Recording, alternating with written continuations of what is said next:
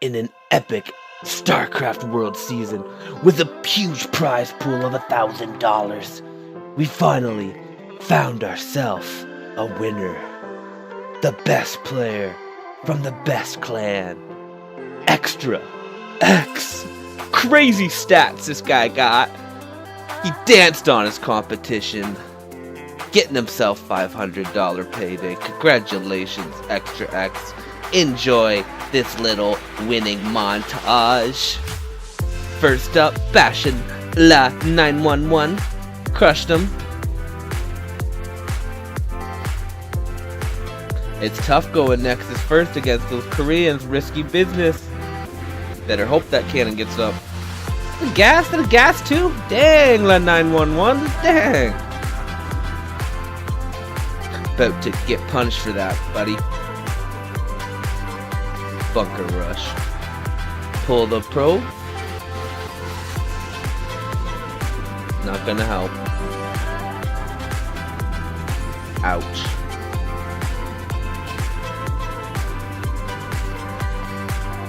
Bunker up.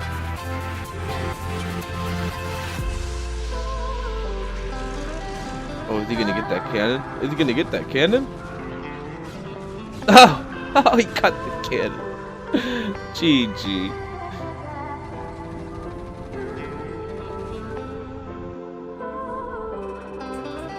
Everyone crowded around to watch XTRE-X versus the Korean Slayer.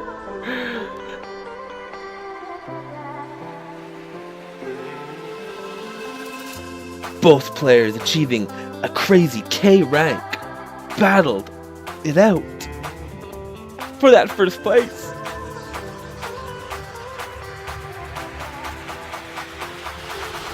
Mid build, cannon push, tough to hold. Sneaky probe, goes through micro, cannon down.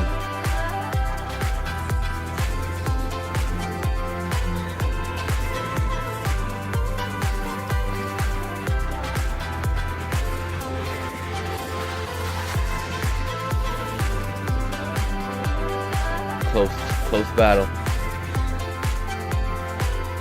Cannon pressure getting close to the minerals though. You have to stop it. You have to defend it. You can't let these cannons get up, Korean Slayer. You can't let these cannons get up. Pulling the boy. He's gonna make sure it doesn't get up. Nicely done. Nicely done. But he is losing SCVs at home.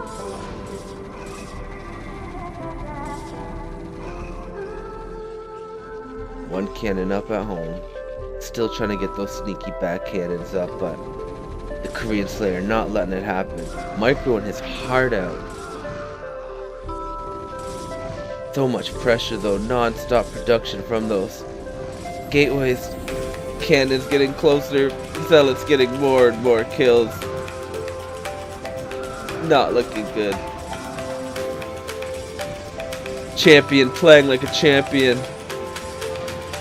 GG. 362 APM. Girls are reading about this in magazines, just getting all horned up on the XTRE-X. Oh my god! This is the match we're going to be observing today. The two top Koreans. JH, the potential winner, but due to controversy, did not play out the rest of the season. Look at that ghost in this, using his Zerglings before he makes those sunken colonies into the actual, or those whatever's in the spores into sunken, you know what I mean, the tank getting close. Little sneaky Zergling getting a little scout off.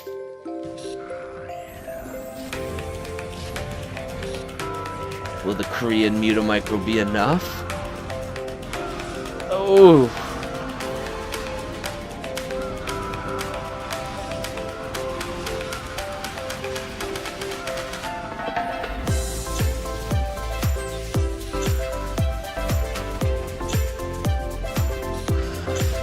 pushing in with some deadly marines before these Sunkens can get up. Champion XTRE-X. Can anybody stop him ever? Has he evolved too much? XTRE-X joining the best clan and winning the best season to win the biggest payday. GG and JH there. What a guy. Almost 400 APM, making quick work out of his opponents. Good job. Enjoy. Not one, not two, not three, not four, but $500. XTRE-X, our SCW11 winner. Congratulations, champion of champions. What is up, YouTube and world and everybody who is watching this? Normally around 80 to 150 people. That is my general audience. Hello to each and every single one of you. Welcome. I hope you enjoyed that dope little XTRE-X SCW11 champion intro, and I hope we have some sweet little games here. I have not watched these, but knowing the two players that are involved, I no doubt know that they will be awesome. Unfortunately, these two guys did not play very much, so I didn't have a very big selection of replays to choose from. They only played like 5 times, I think. So I showed one in that little intro, and I'm going to cast 2 more of them here. Hopefully they are pretty good. We do have our champion here, XTRE-X being the Brown Protoss, going for his classic mid build. He has really adapted to the Korean Protoss style of killing people real quick with super dope micro with zealots, and real smart play in the early game, just capitalizing on their close to 400 APM. We can see him right there, up to 400 APM. Even in later games, he has really been up there into the 370, close to 400 APM range, which is almost 100 higher than what it used to be a couple seasons ago. So that's pretty crazy. XTRE-X only getting stronger and stronger. And of course, JH here, always just been a monster since ever. He, of course, so is probably getting better. You only get better the more you play, and these Koreans do enjoy playing a lot. So we're going to see just a standard opening for the Zerg player, because he has no idea what's going on. He is not sure about this mid build yet. I'm not sure if you can keep that up or not. It really depends on, I guess, on how well this goes, because if 2 probes get here real early, you're gonna have a hard time getting these sunken colonies up. Luckily, he is sending these drones out nice and early to be able to get them up ASAP, because that is just super duper important. One little probe is gonna have a difficult time blocking both these guys, but he does do a good job at least blocking one. Maybe not. Nice little ring around the rosy move by JH, but no, he is not fast enough. Good chasing by Mr. Protoss Probe here, doing a great job making sure he doesn't have enough room. Oh, look at that little dangle. He took a little shortcut there to stop him off, but reinforcements do come by. He knows the importance of this, and he is going to send up another one. These Zerglings are popping up, but 2 zealots already at the front door. Not good news for our Zerg player. He is going to have to rely on only 1 sunken colony and 3 Zerglings. They are doing a pretty good job, though, so far. More and more zealots are streaming in. He was fortunate to get that one sunken colony up when he did. Still a good job. He is going to have to make sure that not only does he keep these sunken colonies alive, but he needs to stop these zealots from potentially running by, because if they get by and get some shots off on those drones, it only takes 1 from each of these 2 guys to take down 1 drone, and you just can't afford it. You can see he does very small drone count this early in the game. He's really just focusing on holding this drone, or on this front choke. He knows that that is the most important thing right now. This will either make or break him. If you can hold it really good, sometimes you do have the option to counter pressure, especially if your opponent is going for a Nexus gas. It's all about timings in the mid build to squeeze all this stuff in. You really have to have a lot of experience to know when to do that, because it's just tight rope walking when you're doing a mid build, because one wrong move and you can be really far behind or just dead.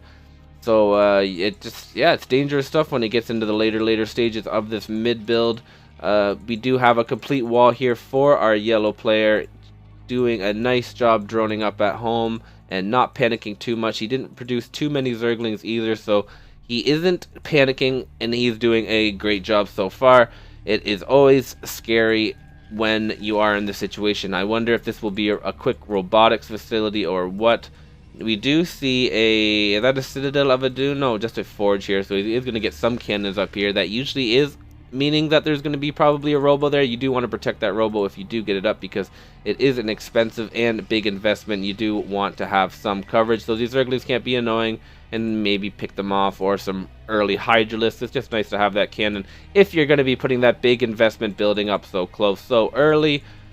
We do see these Zerglings finally going to be able to get the scout off on their Protoss, so if he is able to ever get the chance to go on the offense, he will know where to go. The Zealots coming in, going to pick off one sunken colony. One Zealot did look like he got behind enemy lines, but he didn't get too far, picked off by those Zerglings. Again, probably not the most cost efficient by our champion XTRE-X here, but we'll see how good he is going to be able to do with his robo.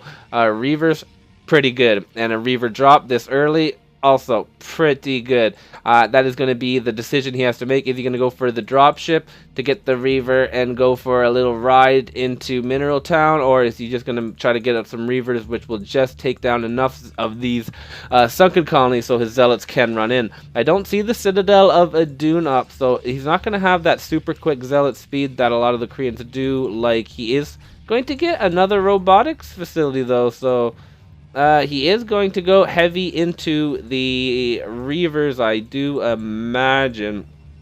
Since, yeah, like I said, no Citadel, so that means no High Templars, and he's not going to be going for a temp drop, I would imagine. We do see the dropship, so maybe he's going to try to get a couple of these Zealots in here too. We don't see any sunken colonies at home for our Mr. JH Korean, but he still has macroed up really nicely at home. He does still have his drone production, so he isn't worried about the drops yet. I imagine with his Korean brain, he does know exactly when the early drops can come from the mid build, and it's usually right around the 6-7 minute mark. He does not have any Hydralisks out yet. This first drop does only have Zealots, so he may be able to hold on with these couple Zerglings and this one sunken colony, but with good focus, Brown should be able to still get a couple drones here. This is a nice move to do. These drop right on top of the miners and then focus down as much as you can, especially when there isn't much damage here. He is going to do quite a nice damage, and he's even going to pick up that one Zealot. It's going to be a risky business driving down here, or maybe he'll be able to drop that Zealot to beef his way back. No, he's just going to... Oh, there we go. He does do it at the very last second. Going to beef or drop that to get his route nice and safe home. Going to come back up here, and he is going to pick up the Reaver, but now the shuttle has taken some damage, so it is going to be super vulnerable to these Hydras picking him off. Wonder if that is going to deter him from dropping in. One little shot off, going to go and take out two drones. Very nicely done. That can sometimes be a dudded, so it does look like he is going to focus on the front and use this shuttle just to micro these in case these Hydralisks do go by. That dropship did see that there are Hydralisks, so he's not going to risk it, because if he does lose these two Reavers inside that dropship, or if they do just get dropped inside here and then picked off without doing any drone damage, he will be in trouble. He does need these to defend his front from these Hydralisks. He only has one cannon and some Zealots. We do see some goons going up, but we get a couple more gateways are going back at home, so his army is going to be fairly decent. It is going to be quite difficult for the Zerg to outmass him, but the Zerg not in a terrible position still. No Spire. There is a Spire now. So the Koreans do like to do the Spire Hydra, both combo Mutas to pick off the Reavers and then Hydras to fight everything else. Not an easy thing to do, but we have seen it done before. We'll see if Mr. JH will have the micro speed to stop our champion's push right now. Looking very strong. I do like these Dragoons out. He is preparing for any kind of potential mutas. They also are pretty good at protecting Reavers. Just Reaver, Dragoon, pretty good. Zealots tend to be a little bit dumber when they move in here to attack these. They can take damage from all this stuff behind, so they aren't always the most cost efficient. They do pretty good with just fighting Hydralisks, but when they're getting tanked or protected by sunken colonies, not the best thing. We are going to see this dropship go around. One Reaver, two Zealots, going to go to Mineral Town to try to get some damage. No defense back here. He is just going to rely on his Overlord scouting and reaction time. Let's see if he is going to be able to react in time. Both of his overlords did see it. We do see the Hydras moving up here, going to try to pick this off. We do see a big push getting forward. The choke is taken down, and the drop is actually going to be able to drop the Reaver. Is he going to get a shot off? Oh my goodness, deadly stuff. Very, very Gosu. I don't know if that was the money side or not, but it doesn't look like it's going to matter. That plus this looks like it's going to be more than enough for our Protoss player to break our Zerg. Very nicely done by Mr. XTRE-X, making easy peasy work of Mr. JH. Very nice. I do like that continuation from the mid build. Non-stop aggression or pressure, really. He did only get 1 Nexus behind that in 5 gas, so he did get a lot of gas in a hurry. I don't see any train. Oh, we do see the Citadel of Adun now, but still no High Templar of Archives. He's really just focusing on Reaver, Dragoon, and we can see Reaver, Dragoon pretty good versus Muta Hydra, especially this timing in the game. A little bit like 1 minute later, the Zerg might had enough, but no, it is going to be powerful. It is going to be strong, and our champion is going to be victorious in this game 1 battle of the Koreans. What is up? We're jumping into game number 2 here.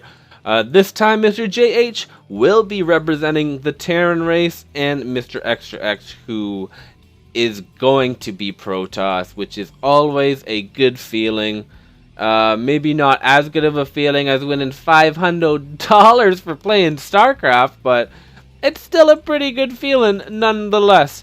And we have only seen one thing from Mr. XTRE-X's Protoss, and that is a la mid build and pressure city.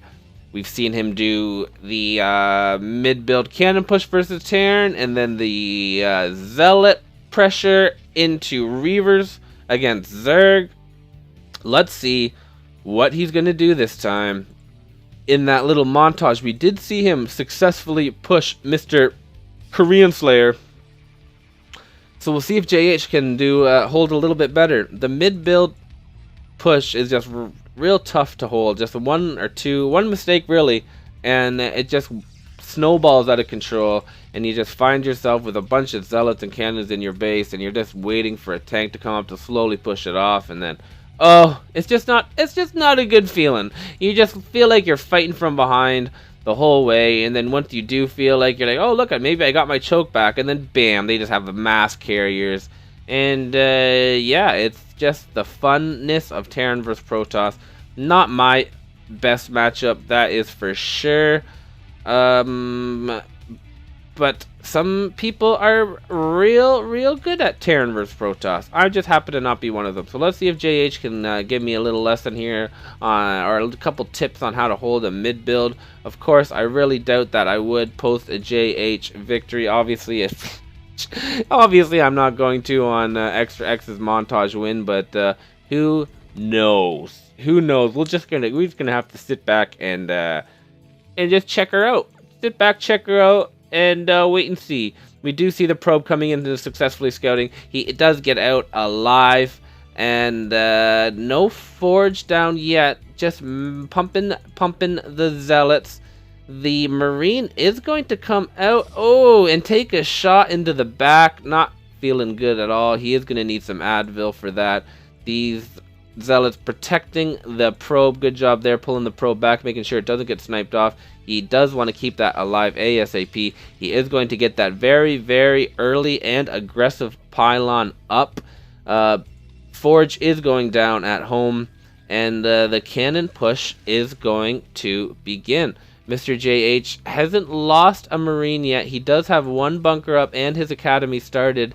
He is going to have to micro his dear old heart out, though, to survive here.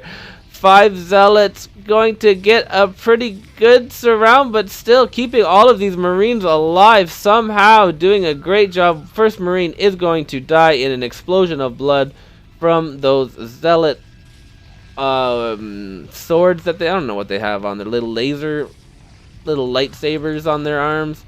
Not feeling good getting that into your face. especially 3 at a time. Looks like they do an all 1-2 combo as well. So each shot, double the pain. The first cannon is going to go up, and that is just never good. He does have 2 bunkers up here at the front, which can survive forever if they are repaired enough. Only 1 cannon jabbing away at it. It does have a lot of health, and these Zealots are doing a great job protecting it. They are going to pick down this weakened bunker and take out a couple more Marines. The damage that you can see just snowballing more and more out of control. It didn't seem like JH really made too many mistakes, but still, XTRE-X has this mid build timed out so good. He has copied, or he's watched the replays of Extra Brain, and he has the micro to also do what he did. Brain would always crush everyone so quickly with Protoss, no matter what you did, and that just seems like XTRE-X has learned the ways of the Protoss on fastest, and you just don't die very easily when you're a Korean Protoss. And you've learned the ways, the fastest possible ways that win you $500. We're going to see these Zealots sneaking in here. Another very aggressive bunker, but that just doesn't seem to be the best idea. Mr. XTRE-X not afraid of nothing. The boys are being pulled in a last-ditch effort. He knows that this is just not going well at all, and he can feel that these cannons will soon be reaching his mineral line and his main. The bunker is going to go down. These SCVs did not stack very well. This wall of depots really messed with their brains. He does have a factory on nearly completed, but one of his barracks are down. He is soon going to be supply stuck, and his minerals just aren't very high. He's not going to be able to afford a tank and siege mode at the time. More and more Zealots are streaming in while these tanks are getting closer and closer. More and more bunkers falling. XTRE-X, our champion, destroying JH, making it look easy peasy, making it seem like it is absolutely impossible to hold the mid-build cannon push from a Korean Zealot micrower, and not gonna be fun. I can only imagine that 2 letters are coming soon, unless it's just RE, which I hope it isn't. I hope it's a nice Korean GG, because yeah, there's just no way you can hold it. Or WWA, it's a Korean WW, I will accept that as well. A WWGG. And wow, that was some quick, dominant play. No wonder this guy won. What an animal. What a beast. You definitely earned the $500, even though you absolutely just picked on Mandingo a little bit. You know you did. But hey, $500 is $500, so congratulations. Well done. And a G. 399 APM, crazy stuff. A GG, congratulations, SCW, sign up next season, win some money, cash money, dollars, like, subscribe, all that good stuff, and until next time, it's ya boy.